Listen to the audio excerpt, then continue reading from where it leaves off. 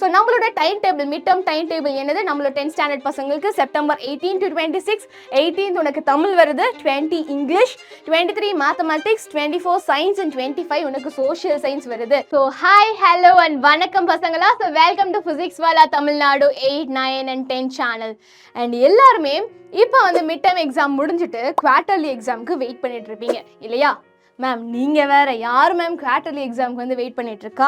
நாங்கள் எப்போ வந்து கூலி படம் ரிலீஸ் ஆகுது அந்த படத்தை போய் பார்க்குறதுக்கு வெயிட் பண்ணிகிட்ருக்கோம் அப்படின்னு நீங்கள் சொல்லலாம். ஸோ எஸ் பசங்களாக நீங்கள் போய் பாருங்கள், என்ஜாய் பண்ணுங்கள். பட் உங்களோட குவார்ட்டர்லி எக்ஸாம் இன்னும் நெருங்கிட்டே வருதுன்றத நீங்கள் ஞாபகம் வச்சுக்கணும். ஓகே, ஸோ குவார்ட்டர்லி எக்ஸாம் வந்துருச்சு. அண்ட் இப்போ பார்த்தீங்கன்னா இப்போ ஆகஸ்டில் ஆல்மோஸ்ட் செகண்ட் வீக் வந்தாச்சு. அண்ட் உங்களோட செப்டம்பர் செகண்ட் வீக் இல்லைனா தேர்ட் வீக் உங்களோட குவார்ட்டர்லி எக்ஸாம் ஸ்டார்ட் ஆகிடும். ஸோ அதுக்காக லாஸ்ட் 25 டேஸில் எப்படி நீங்கள் சூப்பராக வந்து நீங்கள் படித்து செம்மையாக 500க்கு 475 ப்ளஸ் நீங்கள் 450 ப்ளஸ் எப்படி எடுக்கலாம் அப்படின்னு சொல்லிட்டு நான் உங்களுக்கு இந்த வீடியோவில் வந்து சொல்ல போகிறேன். ஸோ பசங்களா, எனக்கு டைம் இல்லை மேம் அப்படின்னு சொல்லிட்டு எக்ஸ்கியூசஸ்லாம் இட் ஒன்ட் மேட்டர் நவ். ஏன்னா இப்போ நீங்கள் எக்ஸ்கியூசஸ் கொடுத்தீங்கன்னா it will cost your value. உனக்கு தான் மார்க் கம்மியாகும். மேம் எனக்கு டைம் இல்லை அப்படின்னு நீங்கள் சொன்னீங்கன்னா பசங்களா, you should value your priorities. எல்லாருக்குமே வந்து டைம் கரெக்டாக இருக்குமானா கிடையாது. பட் நீ எதை வேல்யூ பண்ணுற, எதுக்கு ப்ரையாரிட்டைஸ் பண்ணுற, அதுதான் வந்து ரொம்ப இம்பார்ட்டன்ட். ஒரு குட்டி ஸ்டோரி சொல்கிறேன். அந்த ஸ்டோரியில் பார்த்தீங்கன்னா ஒரு ப்ரொஃபஸர் வந்து ஒரு கிளாஸ் ஜார் எடுத்துகிட்டு வந்து வைக்கிறாங்க. அந்த கிளாஸ் ஜாரில் வந்து நிறைய ஃபர்ஸ்ட்டு மணலெல்லாம் அள்ளி போட்டுடுறாரு. நிறைய மணல் அள்ளி போட்டோன்னே இப்போ வந்து பசங்களை வந்து இதில் நீங்கள் இந்த பெரிய கல்லையும் குட்டி கல்லையும் நிரப்ப முடியுமான்னு கேட்டால் பசங்களாம் சொல்கிறாங்க முடியாது சார், ஏன்னா இந்த ஜாரில் ஆல்ரெடி மண் ஃபில் ஆகிடுச்சு, இதுக்கு மேலே அதில் ஸ்பேஸ் இல்லை, அதனால ஃபில் பண்ண முடியாதுன்னு சொல்றாங்க. ஓகே, இப்போ என்ன பண்றாரு, அவர் அந்த ஜார்ல இருக்கிற மண்ணெல்லாம் கொட்டிட்டு இப்போ அந்த ஜாரை வச்சுட்டு ஃபர்ஸ்ட் அவர் என்ன பண்றாரு, பெரிய பெரிய கல்லெல்லாம் உள்ள போட்டுட்டு அப்புறம் என்ன பண்றாரு, அதுல குட்டி கல்லாம் போடுறாரு. அதுக்கப்புறம் இப்போ இதுல இந்த மண்ணை ஆட் பண்ண முடியுமான்னு கேட்குறப்ப பசங்களாம் ஆமா இதுல வந்து நம்மளால மண்ணை ஆட் பண்ண முடியும்னு சொன்னோடனே அந்த பெரிய கல் இருக்கு, ஜார்ல குட்டி கல் இருக்கு, இப்போ அதுல மண்ணையுமே ஆட் பண்ண முடியுது. ஸோ பசங்களா, இதுதான் நீங்க கத்துக்க வேண்டிய ஒரு சின்ன லெசன். என்ன லெசன்னா, ஒரு நாள்ல நீ எதை ப்ரையாரிட்டைஸ் பண்ற, நீ ஃபோன் பார்க்கறது, விளையாடுறது, ஃப்ரெண்ட்ஸோட சுத்துறது அண்ட் கதை பேசுறது, சாப்பிட்றது, இதெல்லாம் நீ வந்து ரொம்ப ப்ரையாரிட்டைஸ் பண்ணனா இம்பார்ட்டண்ட்டான விஷயங்கள் என்ன, எக்ஸாமுக்கு படிக்கிறது அண்ட் எப்படி வந்து டெஸ்ட் எழுதுறது அண்ட் மார்க் ஸ்கோர் பண்ண என்னென்ன பிளான் போடுறது, இந்த மாதிரி இம்பார்ட்டண்ட்டான டாஸ்க்கு வந்து டைம் வந்து உனக்கு கிடைக்காது. ஓகே, ஸோ இந்த தேவையில்லாத விஷயத்த வந்து ஒரு நாளில் நீ வந்து பண்ணி அந்த நாளை வேஸ்ட் பண்ணிட்டேன்னா முக்கியமான விஷயம் பண்ணுறதுக்கு உனக்கு அந்த நாளில் டைம் இருக்காது. So always prioritize things. Okay, ஒரு நாளில் 4 மணி நேரம் எனக்கு வந்து படிக்கிறதுக்கு டைம் இருக்குன்னா அந்த 4 மணி நேரத்தில் எந்தெந்த சப்ஜெக்டை நான் ஃபர்ஸ்ட் ப்ரையாரிட்டைஸ் பண்ணி நான் படிக்கணும்னு சொல்லிட்டு உனக்கு தெரியணும். ஸோ ப்ரையாரிட்டைசேஷன் இஸ் இம்பார்ட்டண்டா பசங்களா. ஓகே, ஸோ எக்ஸ்கியூசஸ் இனிமேல் வந்து கேமை வின் பண்ணாது. You should have the power to control your time. சரியா? ஸோ நம்மளோட time table mid term time table என்னது, நம்மளோட 10th ஸ்டாண்டர்ட் பசங்களுக்கு செப்டம்பர் 18 to 26, 18th உனக்கு தமிழ் வருது, 20 இங்கிலீஷ், 23 மேத்தமெட்டிக்ஸ், 24 சயின்ஸ் அண்ட் 25 உனக்கு சோஷியல் சயின்ஸ் வருது. ஓகே, ஸோ பசங்களா, இந்த நடுவில் ஸ்டடி ஹாலிடேஸ் நடுவில் நீ வந்து அந்த சப்ஜெக்ட்டுக்கு ஏற்ற மாதிரி படிச்சுக்கலாம். பட் அதுக்கு முன்னாடி you should be doing the first learning phase. அதுக்கு முன்னாடியே நீ எல்லா சப்ஜெக்டையும் ஒரு தடவை படிச்சிருக்கணும். இந்த ஸ்டடி ஹாலிடேஸில் நீங்கள் ஜஸ்ட் ரிவைஸ் பண்ணதுக்கு மட்டும்தான் உன்னோட டைம் வந்து நீ ஒதுக்கி வச்சிருக்கணும். So what are the portions அப்படின்னு நம்ம பார்த்துக்கலாம். So please make a note of it, இல்லைனா நீங்கள் ஸ்க்ரீன்ஷாட்டை எடுத்து வச்சுக்கலாம். ஸோ இப்போ தமிழில் பார்த்தோன்னா இயல் 1, 2, 3, 4 உனக்கு இருக்கு.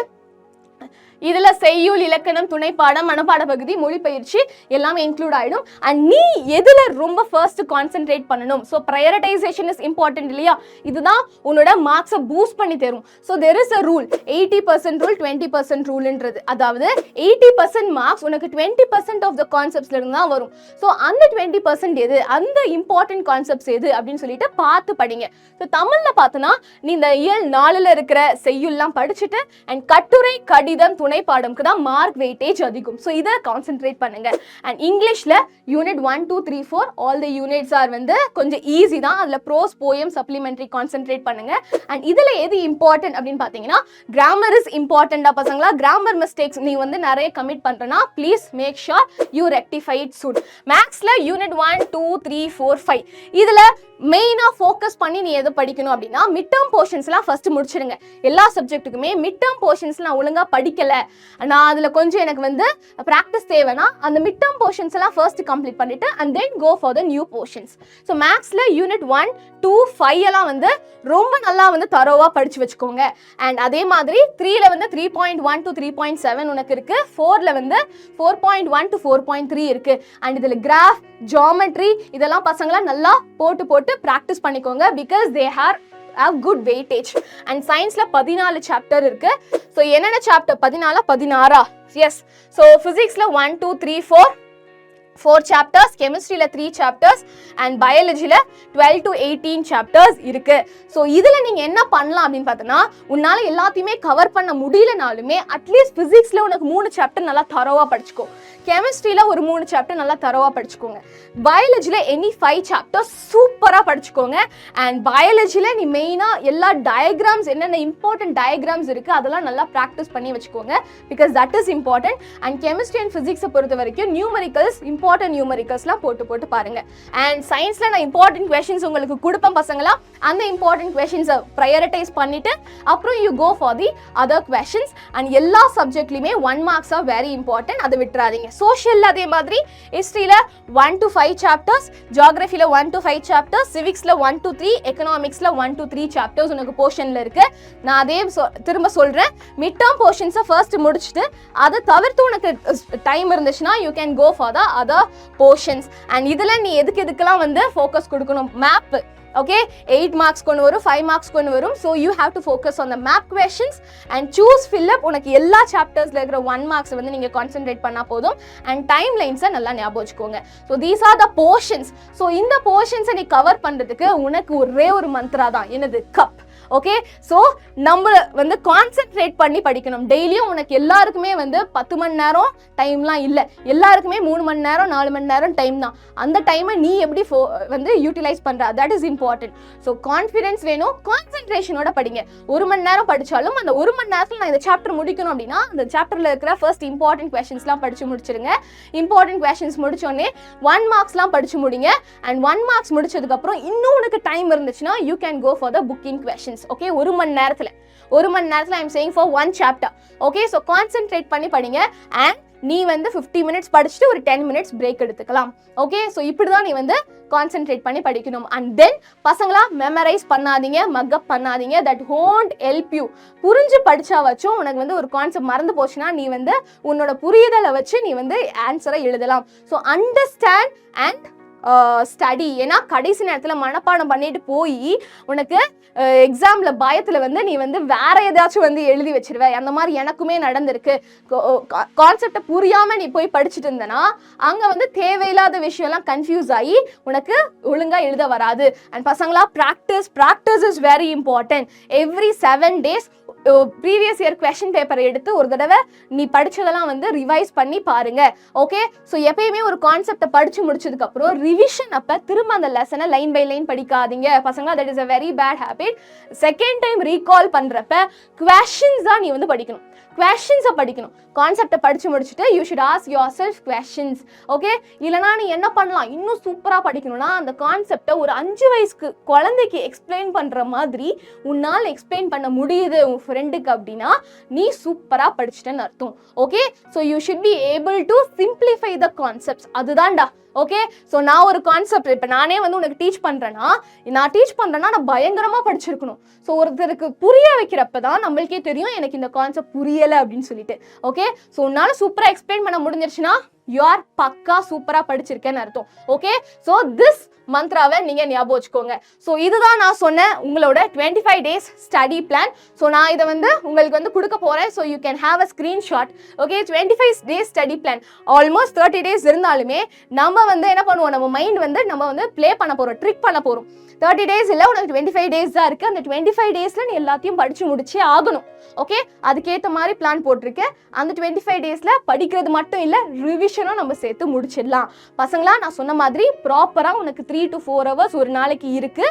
அந்த பிரின்சிபலில் தான் நான் 25 daysக்கு உனக்கு போட்டிருக்கேன். ஃபர்ஸ்ட் 1 to 20 days நீ என்ன பண்ண போகிற, just it is learning phase. Okay, புது கான்செப்ட்ஸ் லெசன்ஸ்லாம் நீ என்ன பண்ண போகிற, படிக்க போகிற.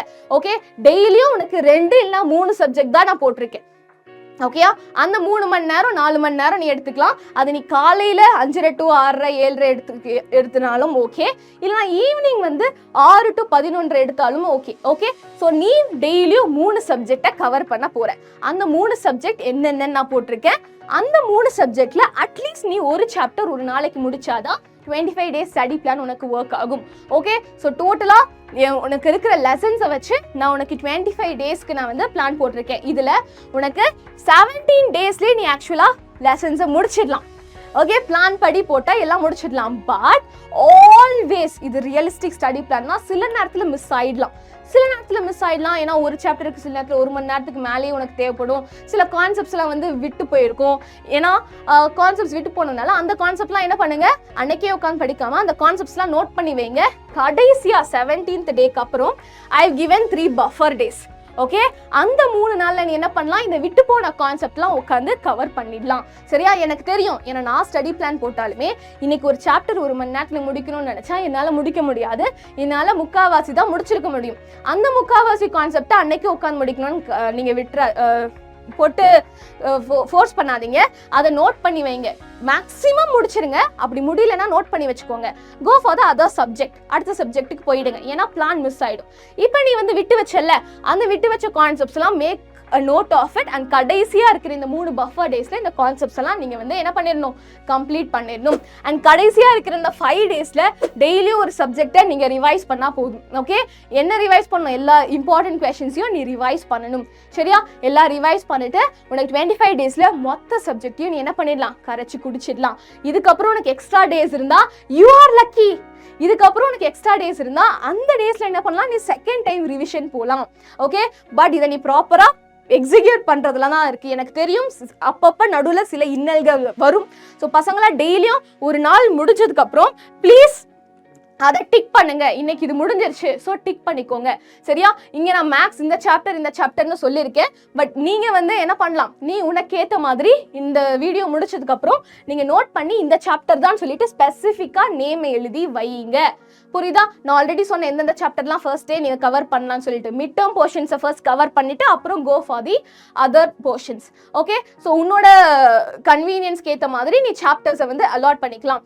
இந்த மாதிரி பண்ணனா 25 daysல நம்ம மொத்த சாப்டர்ஸுமே என்ன பண்ணிடலாம், கவர் பண்ணிடலாம். ஸோ பசங்களா, மேம் இதெல்லாம் சாத்தியம் மேம் அப்படின்னு நீங்கள் கேட்டிங்கன்னா எஸ், இட் இஸ் சாத்தியம். So magic can happen only if you believe in your self. நீ கன்சிஸ்டண்ட்டாக இந்த பிளானை வந்து சூப்பராக எக்ஸிக்யூட் பண்ணுங்க. நீயே வந்து 25 daysக்கு அப்புறம் நீ என்ன பண்ணுவ, yes ma'am I am very happy, என்னால் முடிஞ்சிச்சு. அட்லீஸ்ட் பசங்களா உன்னால் வந்து எய்ம் வந்து நம்ம என்ன பண்ணிட்டோம், நம்ம 500 வச்சுட்டோம். 500ல லேர்ன் பண்ணலனாலும் நம்மளால 475 எடுத்துகிட்டு வர முடியும். So always aim for the sky. உன்னால் முடியும் அப்படின்னு சொல்லிட்டு நம்புங்க. அண்ட் டெய்லியுமே 4 hours, அந்த 4 hours ஸ்டடி ப்ராப்பராக ஸ்டடிக்கு மட்டுமே நீ அலாட் பண்ணணும். ஹோம் ஒர்க்லாம் லீஸ்ட் ப்ரையாரிட்டி. அதனால உனக்கு அவ்வளோ பிரோஜனம்லாம் கிடையாது. ஸோ முடிஞ்ச அளவுக்கு ஸ்கூல்லேயே முடிச்சுட்டு and 1/2 hour 1 hour home work allot பண்ணுங்க. மற்ற டைம் எல்லாமே செல்ஃப் ஸ்டடி தான் important. Okay, so magic happens only when you believe in yourself. So பசங்களா, இதை ஞாபகம் வச்சுட்டு இந்த ஸ்டடி பிளானோட உங்களோட குவார்டர்லி எக்ஸாம் ப்ரிப்பரேஷனை ஸ்டார்ட் பண்ணுங்க. And all the very best for your quarterly exam preparation. Thank you so much. And if you are feeling confident, yes ma'am I am ready ன்னு சொல்லிட்டு கமெண்ட் செக்ஷனில் போடுங்க. நம்மளோட ப்ரிப்பரேஷனை ஸ்டார்ட் பண்ணிடலாம். Thank you so much.